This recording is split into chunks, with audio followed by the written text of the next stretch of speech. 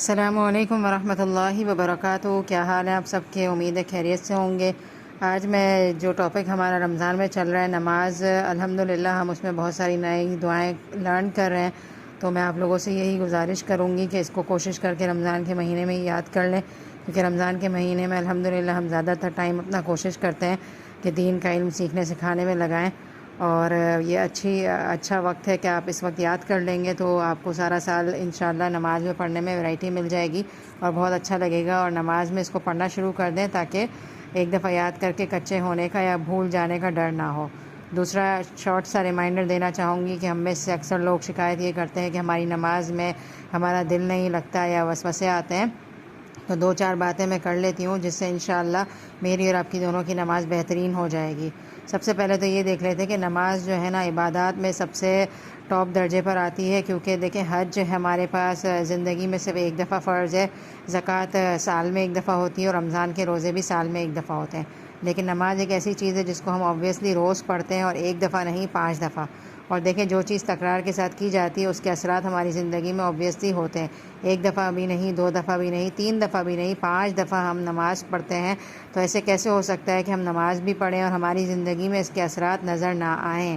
تو وجہ یہ ہے کہ جس طرح سے نماز پڑھنی چاہیے شاید ہم اس طرح سے نہیں پڑھتے، اسی لیے ہمیں فائدہ نہیں ہو رہا ہوتا، کیونکہ دیکھیں قرآن میں ایک آیت آتی ہے ان الصلاۃ تنہی عن الفحشاء والمنکر، کہ نماز کا کام تو گناہوں سے روکنا ہے اور بے حیائی سے روکنا ہے، تو ہم کہتے ہیں کہ ہم ایک طرف نماز بھی پڑھتے ہیں اور ہم گناہوں سے بھی نہیں رک رہے ہوتے۔ تو وجہ یہی ہوتی ہے کہ ہم نماز کو ایکچول جس طرح سے پڑھنی چاہیے، جس طرح سے آپ صلی اللہ علیہ وسلم نے سکھائی ہے، ہم اس طرح سے نہیں پڑھ رہے ہوتے۔ تو سب سے پہلے الحمدللہ ہم نے یہ جو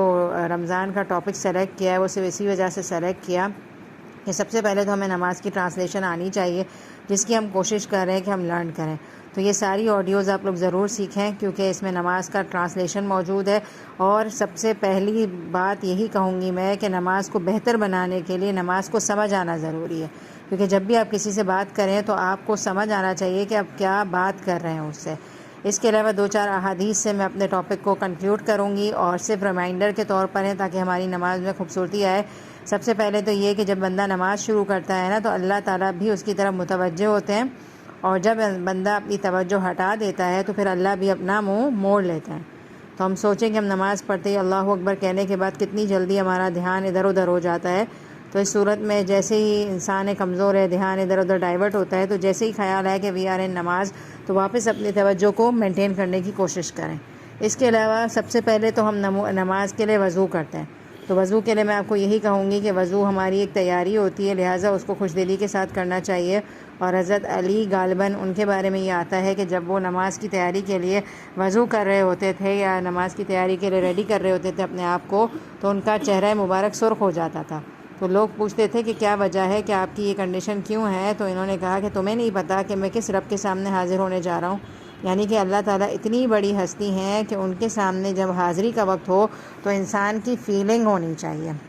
اللہ اکبر کہہ کر ہم اپنا ہاتھ سینے پر باندھتے ہیں، اور سینہ ہمارا ایک ایسی جگہ ہے جہاں پر ہمیں سکون ملتا ہے ہاتھ رکھنے سے۔ جب ہمیں کوئی فیئر ہوتا ہے، کوئی خوف ہوتا ہے، تو ہم ڈر کر سب سے پہلے اپنا ہاتھ کہاں رکھتے ہیں؟ سینے پر ہی رکھتے ہیں۔ تو اللہ اکبر کہنے کے بعد ہم اپنے سینے پر ہاتھ باندھتے ہیں، اس کا مطلب ہم اپنے آپ کو ایزی فیل کرا رہے ہیں، بالکل ریلیکس کر رہے ہیں۔ اور نماز مومنوں کے لیے آنکھوں کی ٹھنڈک ہوتی ہے، تو آنکھوں کی ٹھنڈک کیسے ملے گی؟ جب ہم اصل روح کو پائیں گے۔ اور پھر ایک ایک لفظ کا ہم ترجمہ سمجھیں، اور سورہ فاتحہ میں ہدایت کی دعا ہے تو دل سے اللہ سے ہدایت کی دعا مانگیں۔ اس کے بعد ہر اسٹیپ پر ہم دیکھتے ہیں اللہ اکبر ہے جس میں اللہ کی بڑائی ہوتی ہے، اور پھر سجدے کی حالت دیکھ لیجئے، رکوع کی حالت دیکھیں کہ ہم آدھے جھک جاتے ہیں، اور سجدے کی حالت میں پورا کا پورا ہم زمین پہ چلے جاتے ہیں۔ اور جب بندہ اپنا سر زمین پر رکھتا ہے تو وہ اللہ کو بہت پسند ہے یہ پوسٹر انسان کا، اور انسان اللہ کے بالکل قریب ہو جاتا ہے۔ اسی لیے سجدے کی حالت میں جو بھی دعا مانگی جاتی ہے اللہ تعالیٰ اسے ضرور قبول کرتے ہیں،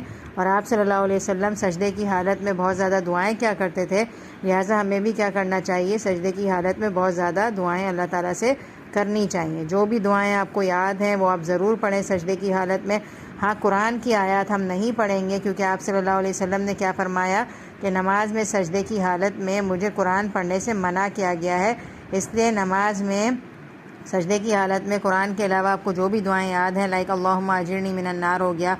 یا کیا دعائیں یاد ہوتی ہیں اکثر لوگوں کو؟ اللہم حاسبنی حسابا یسیرا ہو گیا۔ جو قرآنک ٹیکسٹ نہیں ہیں، مسنون دعائیں ہیں، وہ ہم اپنے سجدوں میں شامل کر سکتے ہیں تاکہ ہمارا سجدہ طویل بھی ہو جائے اور اس دعا کے وقت سے ہم فائدہ بھی اٹھا لیں، کیونکہ وہ قبولیت کی گھڑی ہے اور ہم اللہ کے بالکل قریب ہوتے ہیں، لہٰذا ہمیں جلد بازی میں سجدہ نہیں کرنا چاہیے، ٹھیک ہے۔ اس کے علاوہ جب ہم سلام پھیرتے ہیں تو نماز ہے نا، یا تو نمازی کو دعا دیتی ہے، کہتی ہے کہ اللہ جس طرح سے اس نے مجھے قائم رکھا اور ٹھہر ٹھہر کر ادا کرا، تو بھی اس کو کیا کر قائم رکھ اور اس کی زندگی میں خوشیاں آئیں، لائک اس طرح سے۔ ایگزیکٹ ورڈز تو میں نہیں مینشن کر رہی ہوں، لیکن میں آپ کو ایک خلاصہ دے رہی ہوں کہ نماز ایک طریقے سے دعا دیتی ہے اچھے نمازی کو، اور جو انسان جلدی نماز پڑھتا ہے تو نماز پھر وہی کہتی ہے اللہ سے کہ اللہ جس طرح سے اس نے میرے ساتھ کیا ہے، یعنی کہ مجھے تیزی سے پڑھا یا میرا خیال نہیں کرا، تو آپ بھی اس کے ساتھ ایسا ہی کریں۔ یعنی کہ ان شارٹ اس بات کا یہ مطلب ہے، نماز یا تو نمازی کو دعا دیتی ہے یا کیا کرتی ہے، بد دعا دیتی ہے، ٹھیک ہے۔ اور نماز کے بعد تھوڑی دیر بیٹھنا چاہیے اور مسنون دعائیں پڑھنی چاہیے، اور آپ صلی اللہ علیہ وسلم کی سنت سے جو چیزیں ثابت ہیں، جیسے کہ آیت الکرسی ہے، تسبیح فاطمہ ہے، اور پھر دعا کریں تو اس وقت بھی دعا قبول ہوتی ہے۔ یعنی کہ نماز پڑھ کے ہم فوراً سے اپنا مصلی پھینکیں ادھر ادھر اور نکل جائیں اور اس طرح فیل کریں کہ ایک بوجھ ختم ہوا، ایک ذمہ داری اتری، ہمارا یہ رویہ نہیں ہونا چاہیے۔ کچھ گھڑی بیٹھیں اور ریلیکس ہو کے اللہ تعالیٰ سے دعا کریں۔ ہم سب کو کہتے ہوئے نظر آتے ہیں کہ میرے لیے دعا کرو یا میری زندگی میں پریشانیاں ہیں، تو دیکھیں نا ہمارے پاس اتنی پیاری اپورچونٹی ہے کہ ہم نماز پڑھیں، اللہ تعالیٰ سے خود مانگیں، اور ہم کیا کرتے ہیں، دعا کے لمحات کو ضائع کر دیتے ہیں اور ڈپریشن کا شکار رہتے ہیں۔ اور اس کے علاوہ یہ سوچا کریں کہ ہم دنیا میں جو بھی کام کرتے ہیں نا، تو ہمیں ایکسائٹمنٹ ہوتی ہے کہ میں اس کا رزلٹ دیکھوں کہ کیسا کیا میں نے یہ کام۔ ایک کوکنگ بھی کرتے ہیں تو ہم جب کھانا بن جاتا ہے تو وی آر ایکسائٹیڈ کہ میں ٹیسٹ کروں کہ میں نے کیسا بنایا ہے۔ اسی طرح آج کل آپ دیکھیں گے روزے کی حالت میں آپ لوگ سویٹ بنا رہے ہوتے ہیں، بہت ساری چیزیں بناتے ہیں، تو ہم افطار کے ٹائم پر ہم کیا کرتے ہیں خواتین، دوسروں کو ٹیسٹ کرانے سے پہلے جلدی سے چیک کر لیتے ہیں، اسپیشلی سویٹ میں آپ لوگ کرتے ہوں گے کہ میں چیک کر لوں کہ میں نے کوئی کمی بیشی تو نہیں کر دی، کیونکہ دن میں روزہ تھا تو میں سمجھ نہیں سکی، پھر آپ فوراً سے چیک کر لیتے ہو،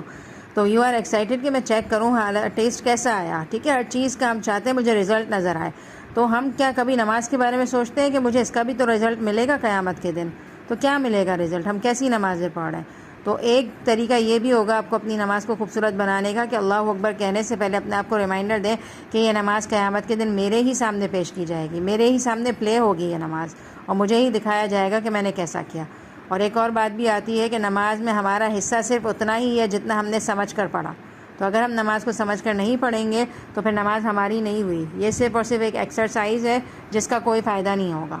اور نماز وہ چیز ہے جس کے بارے میں سب سے پہلے پوچھ ہوگی، مرتے ہی مومن کا حساب میں سب سے پہلے نماز کے بارے میں پوچھا جائے گا، اور جس کی نماز صحیح نکل آئی نا تو اس کا باقی حساب کتاب آسان ہو جائے گا۔ تو انشاءاللہ آفٹر رمضان بھی ہمیں نمازوں کی پابندی کرنی ہے، نمازوں کو امپورٹنس دینی ہے، اور اپنی نسلوں یعنی کہ اپنی اولادوں کی بھی سب سے زیادہ جس چیز کی فکر کرنی ہے وہ ان کی دنیا کی تعلیمات کے ساتھ ساتھ